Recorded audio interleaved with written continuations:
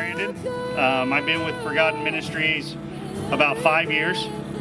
And so, I grew up with an outlaw biker dad and a mom that took us to church. And I really like the outlaw biker lifestyle a lot better than I did church. But my mom would drag us there. And then my dad died when I was about 12 years old. And shortly after that, I found out that my mom wasn't the godly woman that I thought she was growing up. She met a guy, methamphetamines came into the house, and it immediately just rocked our world. So that same lifestyle my dad was living and she was keeping us away from, all of a sudden it was full time in our house. And so, we had drug dealers coming over and parties and that kind of stuff. And it was in California. I grew up in Southern California, right outside of Los Angeles.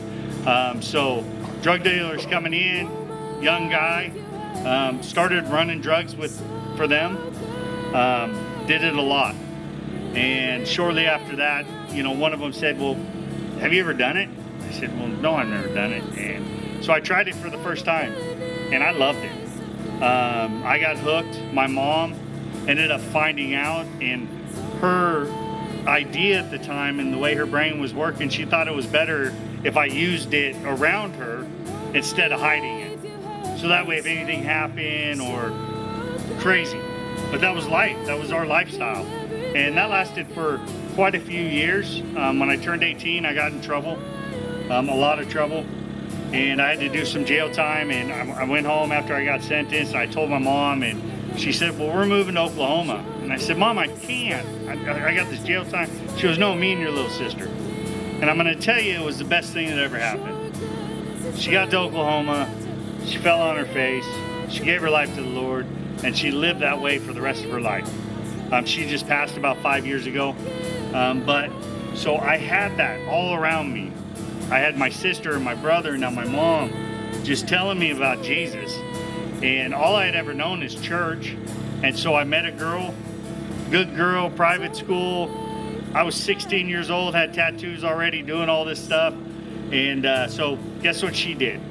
She drugged me to church. And so I would go because I wanted to make her happy. But I wasn't there. I was just there to make the girl happy. And then we ended up getting married and having kids, and we played church. We went every Sunday. We went every Wednesday.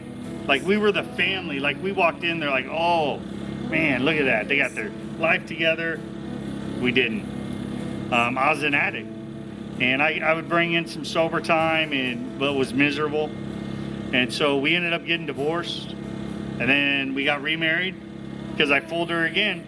I pulled the church card. I said I was ready, let's go. And made her happy for a little while, but I was still that same person. And then so we divorced again. And when we divorced the last time, I moved back to Oklahoma, and I spent 20 years of just running and gunning. Everyday usage, a lot of usage. It caught up to me. I ended up overdosing in a hotel room in Texas. Was unresponsive. So they put an IV in me, started putting the Narcan in me. I think it was 4 shots that they ended up giving me, and I was in a hotel or a hospital room, had a pair of sweatpants on, and I had my ID, and I woke up. And when I woke up, I remember the last thing I remember thinking was I'm done. And I was talking to God because I knew God. I knew He was real. I knew there was heaven. I knew there was hell, and I knew where I was going. So I told Him I was done. And He's got a sense of humor because He let me wake up. And so I had to go to jail, and this is where I started to see what following Jesus really meant. Because there was an 85-year-old man, lived an hour away. He would come to the jail every Wednesday. He didn't know anybody in there. He had nothing in common with us. It was out of his element, but he left the church and he came to the jail. And so we started talking, and he got me, I didn't want to go back to my old lifestyle. I didn't, but I didn't know what to do. So he started telling me about Jesus. So I'm like, well, I've heard about Him. And so I started reading the Bible and not understanding any of it. I started reading the Bible and talking to him. And I came to Forgotten Ministries straight out of jail. We had a men's program at the time. And, you know, I thought I had it all figured out. This is what I was going to do. I still didn't understand it. You know, I was there 3 days. We had a mission team. Everybody's all hyped up. I said the prayer. I was good, but I wasn't. It wasn't that moment. And it took some forgiveness and some stuff that I had to let go of. You know, the rich young ruler. You gotta leave everything behind. Sell everything if you want to follow me. He went away sad. I was holding on to stuff. And so one day in Bible study,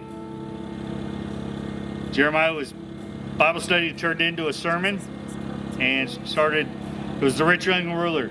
And I said, man, I'm ready.